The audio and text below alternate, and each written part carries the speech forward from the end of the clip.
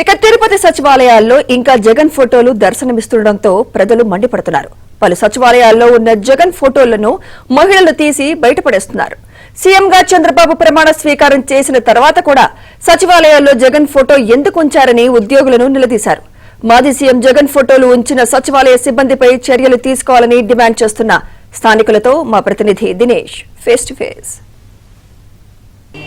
Thank you. ఎన్నికలు పూర్తయింది. ప్రజలు తమ అభిప్రాయాన్ని చాలా స్పష్టంగా వ్యక్తం చేస్తున్నారు. అయినా కొంతమంది సచివాలయంలో ఇప్పటికీ కూడా ప్రజాభిప్రాయాన్ని గౌరవించకుండా ఇప్పటికీ కూడా మాజీ ముఖ్యమంత్రికి సంబంధించినటువంటి జగన్మోహన్ రెడ్డికి సంబంధించినటువంటి ఈ ఫోటోల్ని ఈ సచివాలయంలో పెట్టినటువంటి పరిస్థితి. ఈ నేపథ్యంలో టీడీపీ నేతలందరూ కూడా ఇక్కడికి చేరుకున్నారు.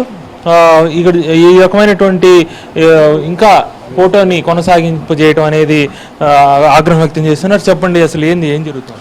అసలు ఈరోజు సచివాలయానికి వస్తే కొంతమంది కొన్ని సమస్యలు వస్తే సమస్యలపైన ఎత్తుకొని సచివాలయానికి వస్తే జగవెత్తులు ఇంత ఫోటో ఇదే మాదిరిగా ఉండి సచివాలయం వాళ్ళని ఏమయ్యా ఇంకా మీరు మారలేదా, ఇట్టా ఉన్నారా, గవర్నమెంట్ పోయి ఎన్ని రోజులు అవుతున్నారు, ఎందుకు ఇంకా ఈ ఫోటో పెట్టుండారంటే మాకు ఎక్కడి నుంచి కూడా లైసెన్స్ రాలేదు, అందుకని ఈ ఫోటో ఇట్టా పెట్టుకున్నామని సచివాలయ ఎంప్లాయీస్ కానీ అదేవిధంగా మున్సిపల్ కమిషనర్ కానీ దీనికి బాధ్యత వహించాలా. ప్రభుత్వం పోయి కనీసం ఇప్పటికి వారం రోజులు వాతావరణం కూడా ఈ ఫోటోలు ఇంకా ప్రభుత్వం సచివాలయాల్లో ఈ ఫోటో కొనసాగిస్తున్నారు. అంటే వీళ్ళు ఇంకా మారలే, సచివాలయాల్లో కానీ ఇక్కడ ఉన్న అధికారులు కానీ ఏం మారలా, మొత్తం అట్టే ఉన్నారు. వీళ్ళందరినీ కూడా ఇమ్మీడియట్గా రిమూవ్ చేయాలని చెప్పి మేము అధిష్టానం కూడా చంద్రబాబు నాయుడుకి కూడా మేము ఈరోజు లెక్క రాస్తున్నాం. అదేవిధంగా ఎమ్మెల్యేకి అదేవిధంగా ఇన్ఛార్జికి కూడా మేము ఎమ్మెల్యే వాళ్ళ దృష్టికి కూడా తీసుకుపోతున్నాం.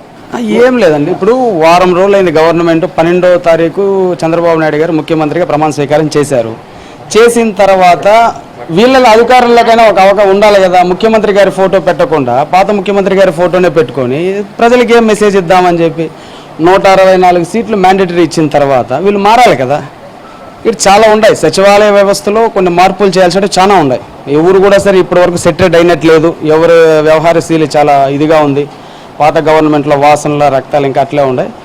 త్వరలో మేము కూడా మా నాయకురాలు సుగుణమ్మ గారితో ఎమ్మెల్యే గారితో మాట్లాడి పైన చర్యలు తీసుకోవాలి. కమిషనర్ గారు కూడా కంప్లైంట్ చేస్తాం. ఫోటో ఖచ్చితంగా తీసేస్తాం. తీసే ఫోటో అది మనం చూస్తున్నాం. ఇక్కడ వీళ్ళు ఫోటో మార్చేయడానికి వీళ్ళే పూనుకున్నటువంటి పరిస్థితి కనిపిస్తోంది. జగన్ ఫోటోల్ని తీయడానికి ఇప్పటి వరకు కూడా మున్సిపల్ అధికారులు కానీ లేదు సచివాలయ సిబ్బంది కానీ వీళ్ళు పట్టించుకోకపోవడంతో వీళ్ళు యాక్చువల్గా చెప్తే వీళ్ళు ఇప్పటికే ఫోటోల్ని తెచ్చుకున్నటువంటి పరిస్థితి. జగన్ ఫోటోని తొలగించి చంద్రబాబు కావచ్చు అట్లా వాటి ఫోటోలు పెట్టడానికి వాళ్ళు ఏర్పాటు చేస్తున్నారు.